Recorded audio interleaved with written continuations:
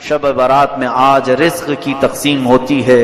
ہمارے ناموں کے متعلق آج فرشتوں کو یہ بتایا جاتا ہے کہ فلاں بن فلاں اس سال یہ معاملات کرے گا، اس کے حصے میں اتنا رزق دیا جائے گا، اور پھر پتہ نہیں ہمارا نام مرنے والوں میں بھی لکھا جا سکتا ہے. آج ہمارے سال کی ایک کتاب بند ہو گئی، یہ رب ذوالجلال کی بارگاہ میں پیش ہو گئی کہ پچھلے سال اس بندے نے یہ سارے کام کیے ہیں. آپ کو بھی معلوم ہے، مجھے بھی معلوم ہے میں نے کیا کیا کیے، آپ نے کیا کیا کیے. اب آج کی رات صرف یہ احساس بھی ہو کہ بارگاہ الہی میں میری کتاب پیش ہوئی ہے پچھلے سال کی، میں نے کیا کیا کیا تھا سب فرشتوں نے بتا دیا. ویسے رب کو بتانے کی ضرورت بھی نہیں، مگر مولا فرشتوں کو گواہ بناتا ہے. تم بھی بتاؤ کہ فلاں فلاں بندے نے کیا کیا کیا ہے. پچھلے سال کا سب انہوں نے پیش کر دیا.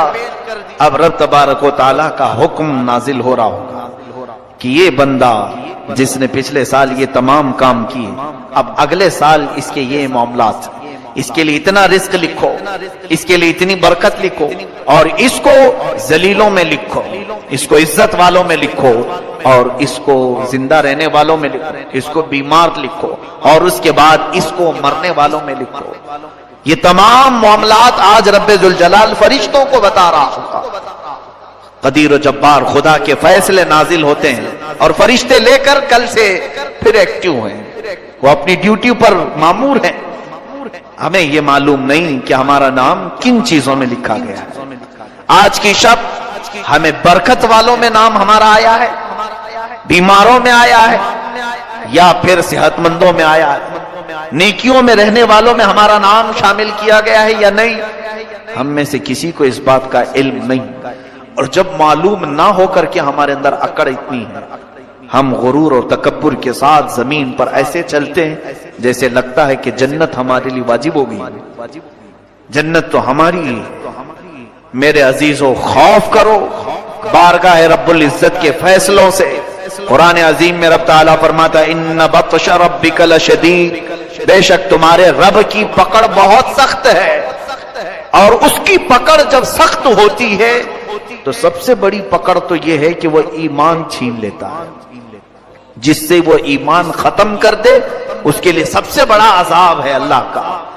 ایمان کی دولت کسی سے چلی گئی تو خدا کا سب سے بڑا عذاب اس پر آیا ہے. رب تبارک و تعالیٰ اسے ہمیشہ کے لیے دوزخ لکھ دیتا ہے.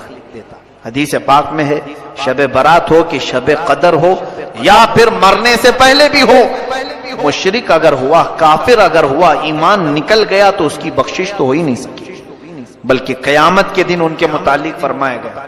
سنو، جن کی کفر پر موت ہوئی، جو کافر مرے دنیا میں، قیامت کے دن حساب کتاب کے بعد دوزخ میں ڈالے جائیں گے.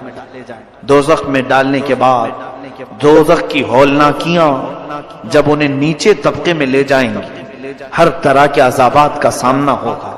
اتنے سخت عذاب، اللہ اکبر. دوزخ کا سب سے ہلکا عذاب کیا ہے؟ حدیث پاک میں حضور پاک صلی اللہ علیہ وسلم ارشاد فرماتے ہیں آگ کی جوتیاں پہنائی جائیں گی، انگار کے جوتے پہنائے جائیں گے، جس کی وجہ سے اس کا بھیجا پک کر کے ابل رہا ہوگا. یہ دوزخ کا ہلکا عذاب ہے. منیمم کسی کو اگر دیا جائے تو یہ ہلکا ہے. پھر جس کے لیے اللہ نے فرمایا عذاب علیم، عذاب عظیم، دردناک عذاب، بڑا عذاب، وہ مولا ہی جانتا ہے کہ کیسے کیسے عذاب دوزخ میں. سنو، جس کی کفر پر موت ہوئی دوزخ میں ڈالے جائیں گے.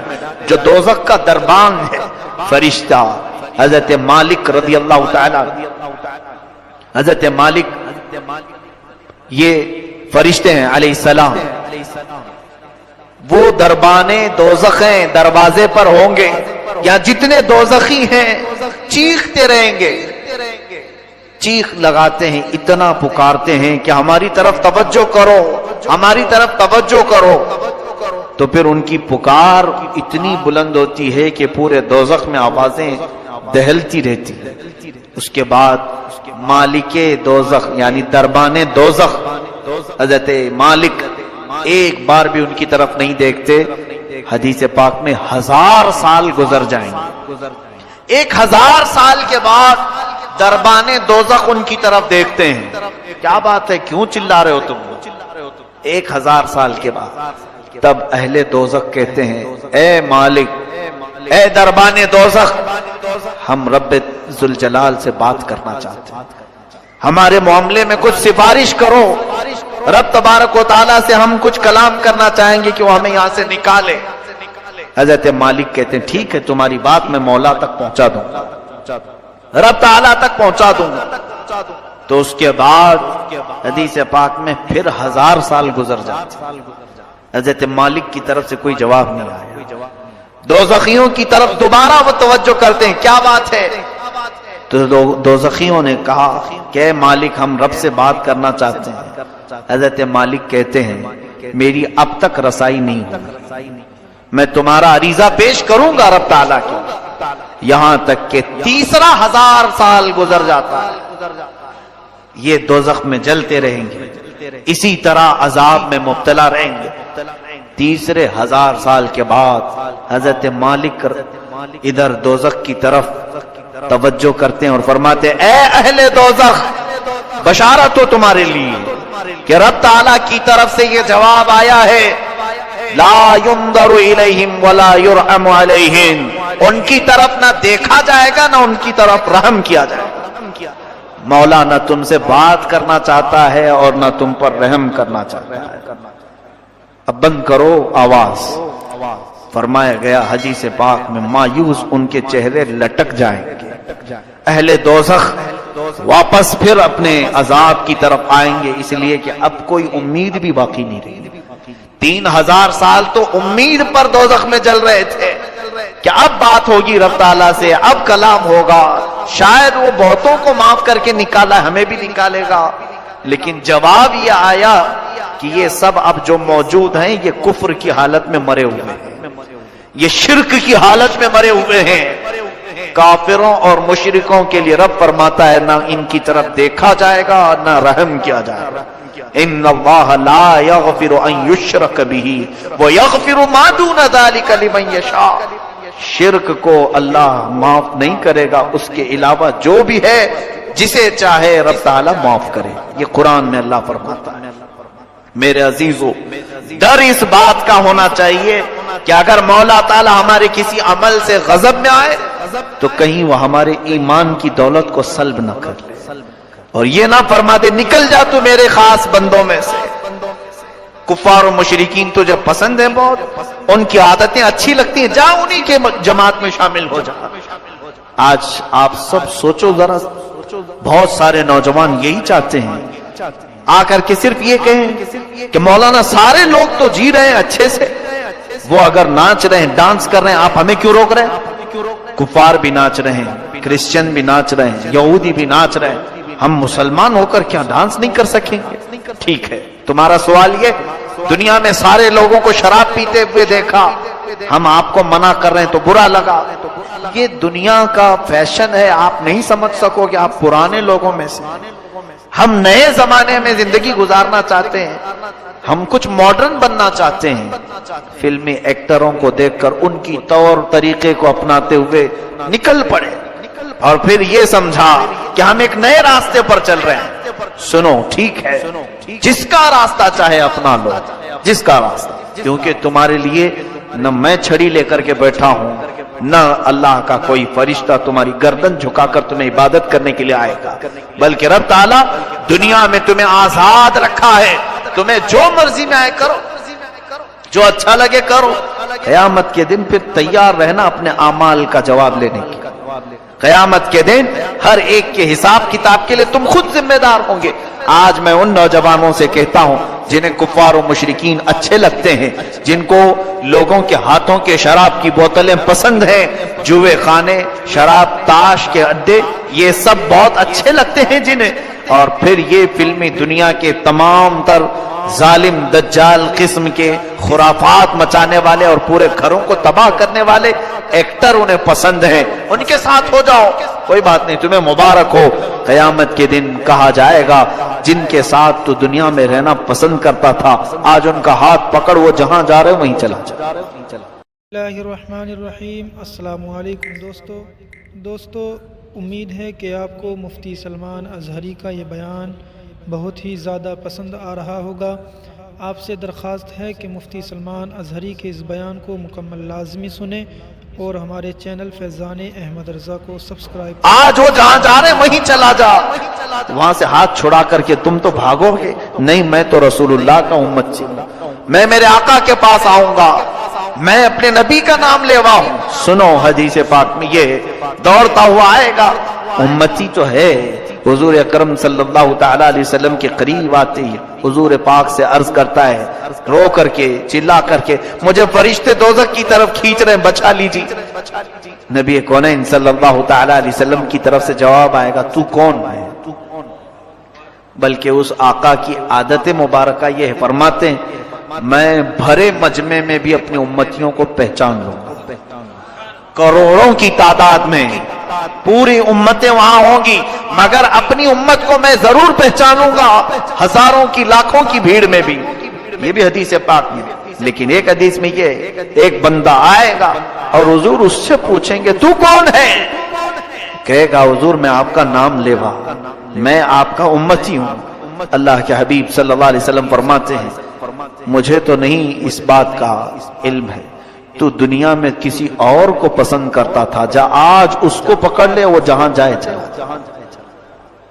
آج میں یہی کہنا چاہوں گا، میں آپ کے اوپر کوئی سختی کا معاملہ لے کر کے نہیں آیا ہوں، آپ کے پیچھے پیچھے گھومتے ہوئے محلے بھر میں نہیں آ رہا ہوں، میں آپ کو تو یہاں سے ایک میسج دینا چاہوں گا، تمہیں جو چیزیں اچھی لگیں کرو، لیکن قیامت کا منظر یاد رہے، میدان قیامت یاد رہے، بس اتنے کام کرو کہ رسول اللہ کی بارگاہ میں منہ دکھانے کی ہمارے اندر نوبت یعنی کیفیت باقی رہ جائے، حضور کو منہ دکھا سکیں، عرض تو کر سکیں کہ آقا نفس کی شرارتوں سے بہک تو گیا تھا لیکن محبت دل میں آپ کی رکھتا تھا، حضور آپ کی سنتوں پر مر مٹنے کا جذبہ تھا، شرارت نفس نے مجھے بہکایا ضرور تھا۔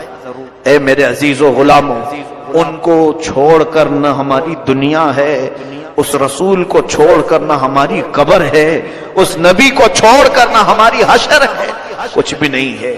رسول کریم صلی اللہ تعالی علیہ وسلم سے دور ہو کر ہماری کون سی زندگی ہے؟ آج کی رات اگر یہ احساس نہیں جاگا تو پھر بیکار ہے ایسی ہزار راتیں، پھر بیکار ہے ایسی زندگی بھر بار بار آنے والی راتیں۔ آج بعض لوگوں کو ایسا لگتا ہے یہ رات تو آج روڈ پر ناچنے کی ہے، ایک دوسرے کو گالی گلوچ کر کے باہر کھیل کود کر پوری رات گزارنے کی ہے، ادھر مؤذن فجر کی اذان دے رہا ہو، ادھر لوگ بستر پر جا رہے ہیں، یہ آج کی رات کا تماشا لوگوں نے بنایا ہے۔ پٹاخے اڑاؤ، قبرستان جاؤ تو کہکہا مار کے ہنسو، اور اگر کسی کے ہاتھ میں بائک آئے تو ایسے اڑاؤ کہ کئی لوگ اس میں حادثوں کے شکار، کئی لوگ اس رات میں لوگوں کو تکلیف دینے کا ذریعہ بنتے ہیں۔ سنو، آج کی رات فرشتے بھی اترتے ہیں، بے حساب ان گنت تعداد میں فرشتے، تم جس وقت اس طرح سے اڑا رہے ہو سکتا ہے ہم سے تمہیں ڈر نہیں لگتا، اللہ کے وہ ملائکہ تمہارے ہر کام کی گواہ بنیں گے، صبح واپس رب کے حضور جائیں۔ اللہ تبارک و تعالی ان فرشتوں سے پوچھتا ہے میرے بندوں کو کس حالت میں تم چھوڑ آئے؟ جب تم دنیا سے آ رہے تھے تو میرے بندے کیا کر رہے تھے؟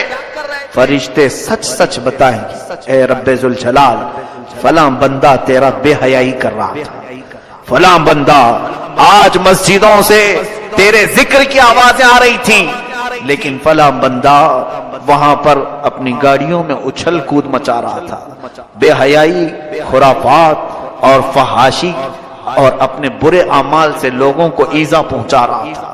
یہ ملائکہ رب تعالیٰ کے حضور پیش کریں گے، اور رب تعالیٰ کی طرف سے جو جلال نازل ہوگا اس کے ذمہ دار آپ۔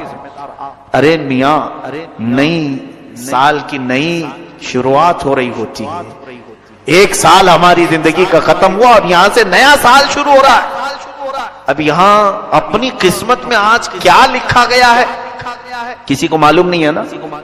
آج رب تبارک و تعالیٰ کیا لکھ رہا ہے فرشتوں کو ہمارے بارے میں، میں بتاتا ہوں، ہم کو معلوم نہیں لیکن ہم احساس کر سکتے ہیں۔ کیسے؟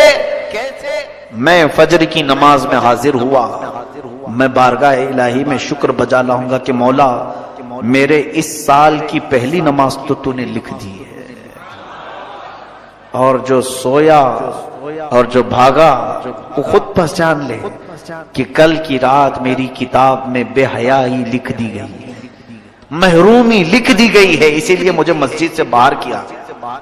میں بیٹھا تو تھا، مجھے مسجد میں رب تعالیٰ نے صبح نہیں بلایا، اس کا مطلب ہے کل کی کتاب میں مجھے محروم لکھا گیا ہے۔ کتنے محروم لکھے جائیں گے ان کو خود معلوم ہوگا کل کی دن، اور کل کا دن کس حالت میں گزر رہا ہے یا آپ کو خود پتا چلے گا کہ آج میری زندگی کے کتاب جو نئی شروع ہو رہی ہے اس کے پہلے پیج پر فرشتے کیا لکھیں گے کل۔ اگر روزے سے ہیں تو الحمدللہ شکر بجا لاؤ، اے رب قدیر تیرا احسان ہے، میرے اس نئے سال کے پہلے دن تو نے روزہ لکھ دیا، روزہ لکھا ہے، اور جس نے کل کا دن گانے سننے میں گزارے، بے حیائی دیکھنے میں گزارے۔ بہت سارے لوگ تو پلان بناتے ہیں ان دنوں میں سینما جانے کا، عیدوں تہواروں کو لوگ سمجھتے ہیں کہ یہ سینما بھی نہیں کرنا چاہیے۔ ان کے لیے بھی یہ بات سمجھ لو کہ یہ وہ لوگ ہیں جن کو آج کی رات رب تبارک و تعالیٰ اپنی رحمت سے دور کر دیا ہے۔ فرشتوں کو حکم دے دیا گیا کہ ان کے نام بدبختوں میں لکھے جائیں، حرمہ نصیبوں میں لکھے جائیں، کمبختوں میں لکھے جائیں۔